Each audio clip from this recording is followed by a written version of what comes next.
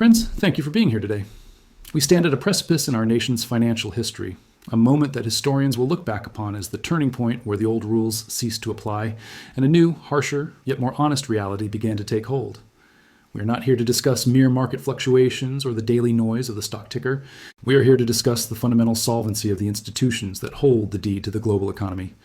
What if I told you that the very banks entrusted with the world's wealth, the institutions deemed too big to fail, just admitted, in the dead of night, while the world was distracted by holiday festivities, that they are technically insolvent? And how would you react if you knew that the money in your pocket is being actively devalued at an accelerating rate specifically to save these reckless gamblers from a bet they can no longer cover? These are not hypothetical questions. They are the reality of the post-Christmas financial landscape. While families were unwrapping gifts and enjoying leftovers on the morning of Friday, December 26th, a seismic event occurred in the plumbing of the financial system. It was an event so significant, yet so quiet, that it signals the end of the paper game we have been forced to play for the last 50 years. This brings us to the smoking gun, a Friday morning confession from the Fed. For years, many of us who value common sense over Wall Street rhetoric have suspected that the game was rigged.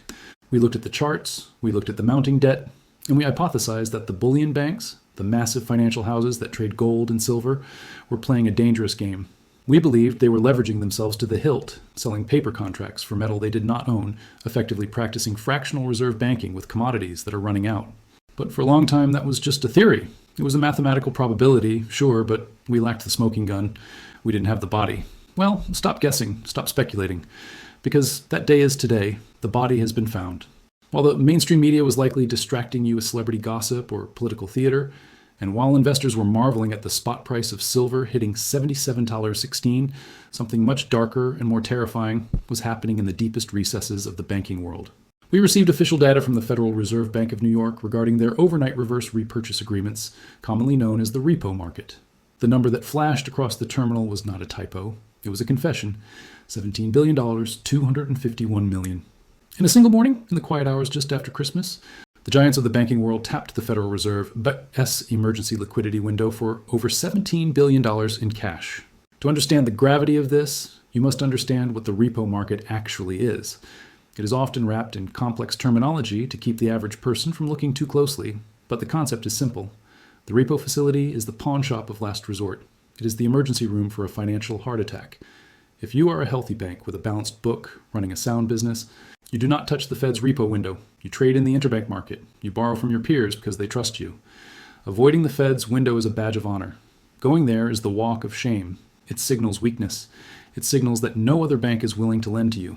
So, we must ask ourselves, why would the masters of the universe, the entities that supposedly control the global economy, need $17 billion in cash at 8:00 a.m. on the day after Christmas? Was it for payroll? No. Was it for operational expenses? Certainly not. They needed it because they are bleeding to death. They needed it because they just received the biggest margin call in the history of the commodities markets. This $17 billion is not a stimulus check. It is a tourniquet. It is a desperate flailing attempt to stop the patient from dying on the table before the public realizes how sick the system truly is. And look at the timing. In the banking world, bad news is always buried on a Friday. Banks fail on Fridays. Regulators seize assets on Fridays. The fact that this massive liquidity spike happened on the Friday after Christmas, when trading volume is thin and nobody is supposed to be watching, tells you everything you need to know about the severity of the crisis. They were hoping this would slip under the radar. They were hoping we wouldn't notice the Fed printing billions to bail out a silver short. But we noticed. We are watching. And what we are seeing is the breakdown of the suppression machine. To understand why this bailout is happening now, we have to look at the trigger, the silver short squeeze. For decades, the scheme worked like a well-oiled machine. The banks would sell paper silver, contracts promising to deliver silver in the future, to push the price down. If the price rose, they would simply sell more paper. Since they have an infinite supply of digital contracts, they could always overwhelm the buyers. They could always tamp the price down, trigger the stop-loss orders of retail investors, scare you out of your position, and then buy it back cheaper. But the one thing that kills that scheme is a liquidity crisis. If you run out of cash to post margin for your new shorts, you cannot sell anymore, you lose your ammunition. Yesterday, silver didn't just go up, it gapped up. It teleported to over 77,700. The banks are sitting on short positions that number in the hundreds of millions of ounces. They sold those contracts at 30. They sold them at $50. They sold them at 70, arrogantly thinking they could spook the market again. But But this time, the retail investors didn't sell. The Chinese industrial buyers didn't sell. The vaults were empty. The price went vertical. Do the math with me. Every single dollar that silver rises creates billions of dollars in losses on the bank's books. But there is a crucial difference between unrealized losses and a margin call. For months, the banks have been hiding these losses. They mark them as unrealized. They pretend that the price will come back down eventually, so they don't have to acknowledge the hole in their balance sheet. They kick the can down the road. But the Comex clearinghouse, the entity that guarantees the trades, doesn't care about accounting tricks. The exchange doesn't care if the bank CEO thinks the price will go down next week. The exchange cares about solvency right now. When the price moves $5 against you in 24 hours, the clearinghouse computer spits out a number. It says, "You are underwater.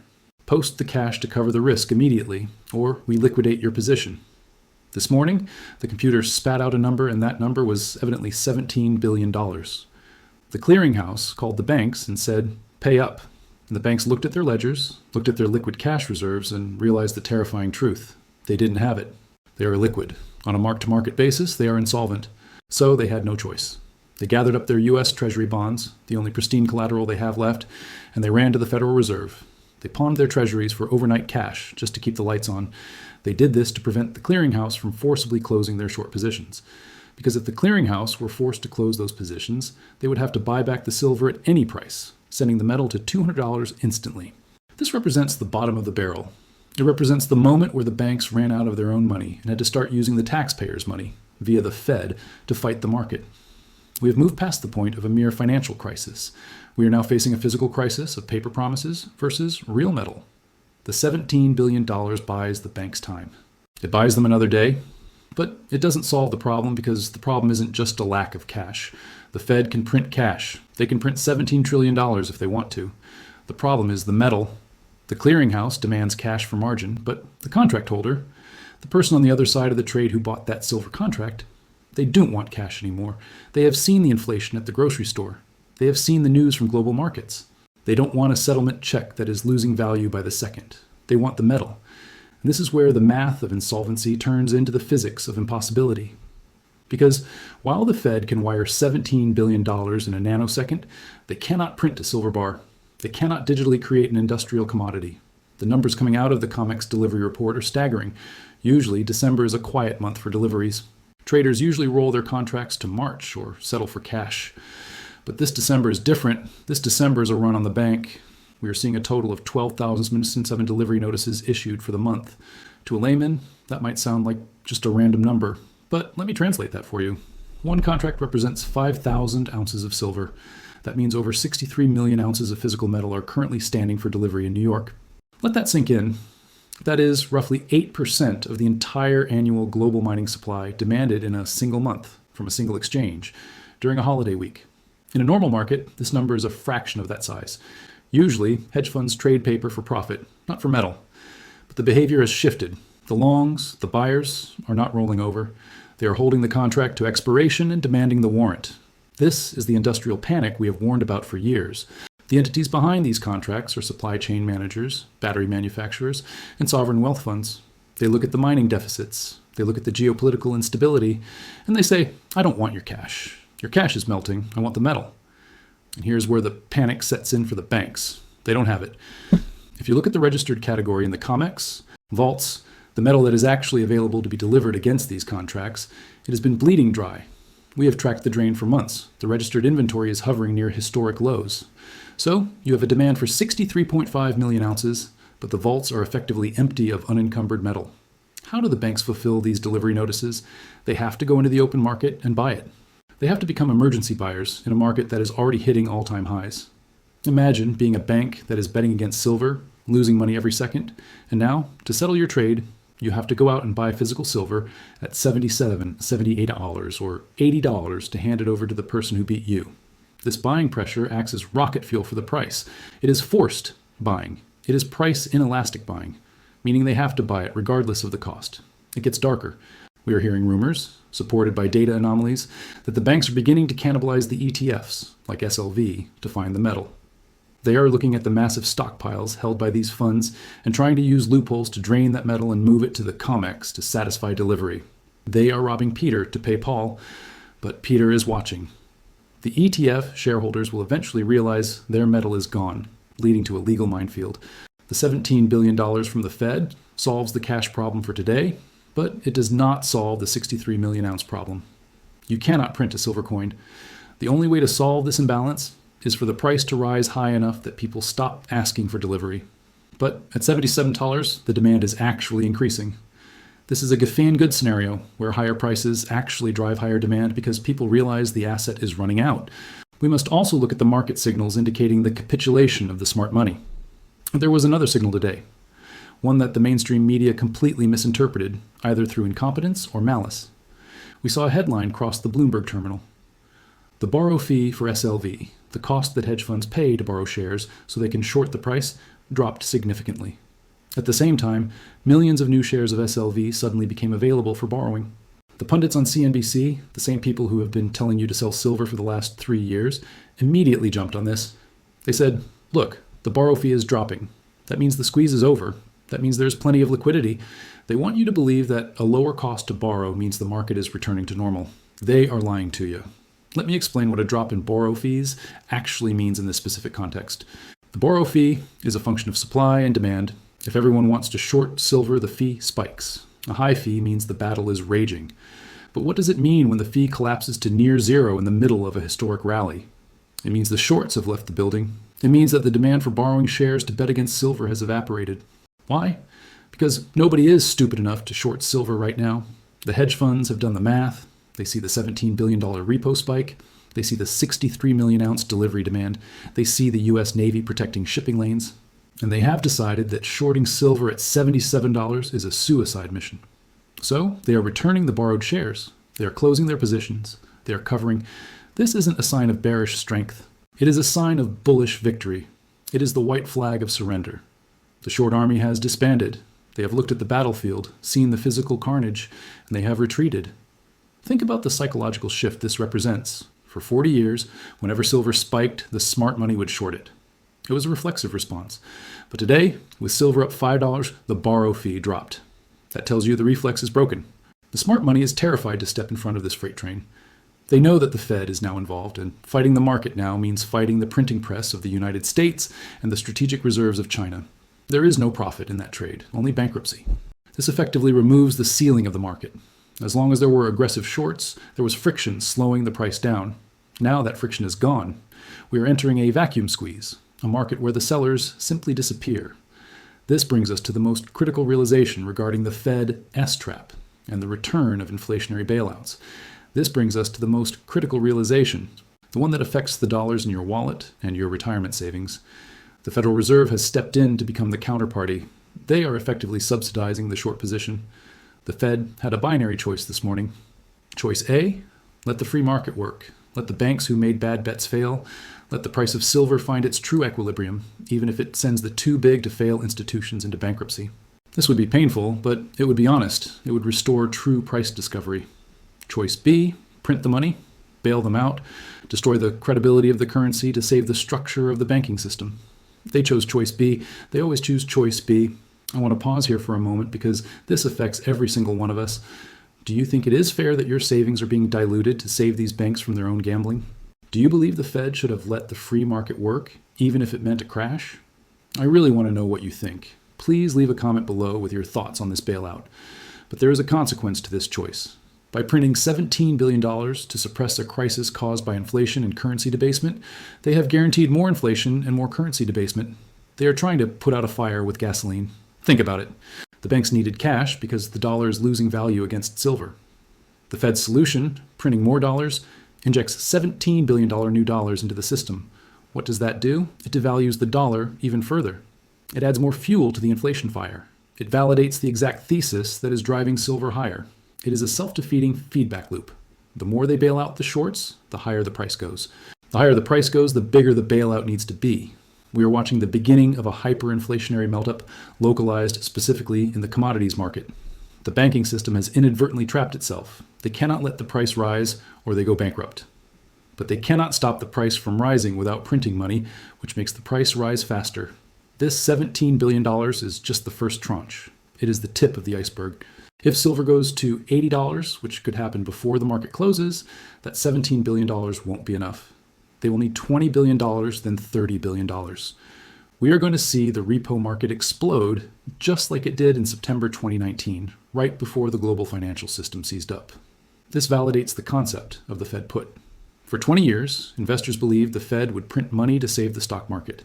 Now, the Fed has effectively placed a floor under the price of silver. If silver dips, the banks get in trouble and the Fed prints. If silver rips, the banks get in trouble and the Fed prints. All roads lead to the printing press. This removes the downside risk for silver investors.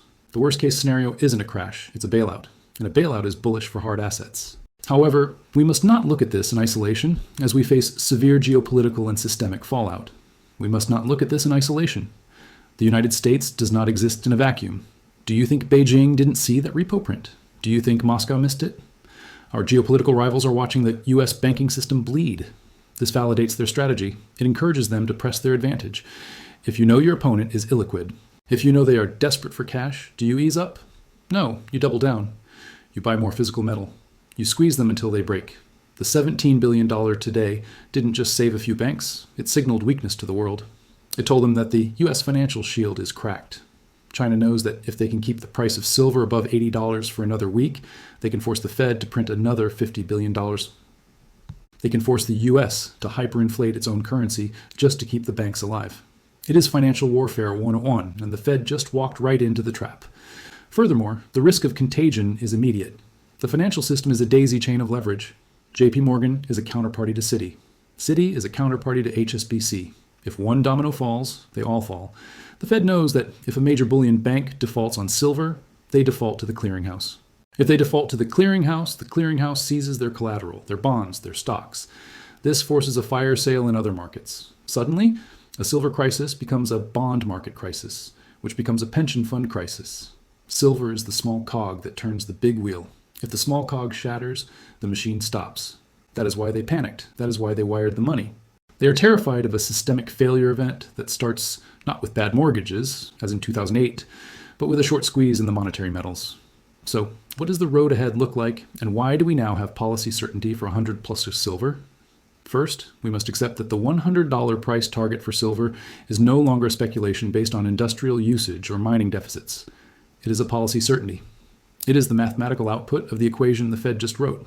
If they have to print hundreds of billions to keep the repo market liquid, then silver at $100 is actually cheap. In a hyperinflationary liquidity cycle, $100 is the new $20. Next week, you need to prepare for extreme volatility. The beast is wounded, but it is not dead. The banks, armed with their fresh $17 billion of Fed liquidity, might try one last desperate smash. They might try to use that cash to short the market into oblivion on Monday morning to break the psychology of the retail investor. Do not let them. If you see the paper price drop $10 in a flash crash, do not panic. Smile. Realize that this is the death throes of a broken system. Realize that every time they smash the paper price, they are just making the physical metal cheaper for China, for India, and for the savvy investors who are draining the vaults. A paper smash in the face of a physical shortage is like putting a sale sign on an empty shelf. It doesn't create inventory, it just accelerates the panic. You must also watch the basis, the difference between the futures price on your screen and the physical price on the street. We are already seeing backwardation, where the spot price trades higher than the futures price. This is rare. It only happens during severe shortages. When you see dealers charging $10, $15, or $20 over spot, realize that that is the real price. The screen price is a lie. The street price is the truth. Follow the truth. We are approaching the unobtainium phase. We are very close to the moment where the major dealers simply run out of stock. The 12,077 delivery notices are sucking the wholesale market dry. Once the wholesalers are empty, the retail shelves go bare. The buy button will disappear. When that happens, the price effectively becomes infinity for anyone who isn't already holding. You won't be able to get in. The doors will close. If you are sitting on cash waiting for a dip, you are playing Russian roulette with a fully loaded gun. The risk isn't that you buy too high. The risk is that you can't buy at all. We must also prepare for the inevitable moment when the exchange declares force majeure, a legal term that essentially means they are changing the rules to save themselves. Friends, I want to have a serious conversation about what winning actually looks like in a rigged casino. It does not look like a polite check in the mail.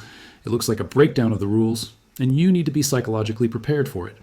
We are rapidly approaching a force majeure event. This is a legal clause buried in the fine print of every futures. Contract, a clause that allows the exchange to suspend trading and settle contracts in cash if unforeseen circumstances prevent delivery. Think about what that means for you. Imagine waking up on a Tuesday morning. The price of silver on the screen has hit $200. You feel vindicated. You feel like you have one. But then you try to buy metal, and there is none. Then you look at your paper contracts, and the exchange sends you a notification.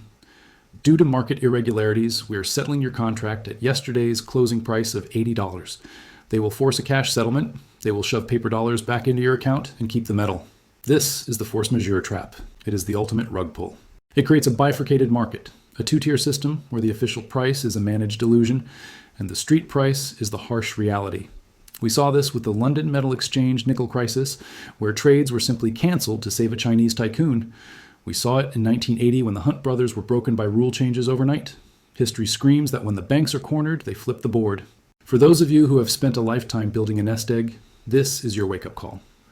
If you're holding paper silver, ETFs, unallocated pool accounts, or futures contracts, you do not own silver. You own a claim on a bankrupt counterparty. When the force majeure hits, you will be left with fiat currency that is hyperinflating, while the physical metal moves into the vaults of the elite, the sovereign wealth funds, and the prepared few. This brings us to the most important point of all, legacy. Many of you listening today are not doing this to buy a sports car. You are doing this because you remember time when $1 bought a bag of groceries, not a single apple. You are doing this because you look at the debt mountain your grandchildren are inheriting, and you feel a moral obligation to protect them. You are the stewards of your family's future. When the dust settles, the only thing that will matter is what you hold in your hand. The digital illusions of wealth, the 401ks filled with overvalued tech stocks, the bonds yielding negative real returns, will be incinerated by the inflation required to bail out the system. But silver, the atomic element number 47, forged in supernovas, cannot be printed, hacked, or canceled. It is the only lifeboat that has survived every currency collapse for 5,000 years. So do not let the coming legal trickery shake you. When they declare force majeure, do not despair, celebrate. It is the confirmation that they have run out of real ammunition. It is the signal that the price discovery has moved from the criminal computers in New York to the honest streets of the real world. Ensure your position is physical, ensure it is secure, and understand that you are not just an investor. You are a guardian of truth in an age of financial lies. Finally, I want to leave you with a strategic action plan for wealth preservation. Friends, we are witnessing the greatest wealth transfer in history. But remember, wealth is never destroyed, it is merely transferred. It is transferring from those who hold paper promises, bonds, currencies, derivatives, to those who hold real things. For 40 years, the flow went one way, from the real to the financial. The financial economy cannibalized the real economy. Now, the tide has turned. The real economy is devouring the financial economy. The miners, the stackers, the holders of physical assets, you are the new captains of capital. The banks are insolvent. The Fed is trapped. The vaults are empty. The shorts have fled. The stars have aligned in a way that happens once in a century. Do not sell your position for fiat currency that is being printed to bail out your enemies. Hold the line. When silver hits $100, do not sell it for dollars. Leverage it. Borrow against it. Trade it for land. Trade it for a business. But do not trade it back into the burning building of the fiat system. The $17 billion signal this morning was the flare gun. It lit up the night sky and revealed the battlefield. And what we saw was a banking system in full retreat. They have abandoned the fortress of sound money. They are burning the furniture to stay warm. You have the metal, you have the position, you have the patience. The game is rigged, yes, but for the first time in history, it is rigged in your favor. The Fed has guaranteed your upside by guaranteeing the inflation needed to save the banks. The ghost week is ending. The reality is beginning. The wave is unstoppable and you are riding it.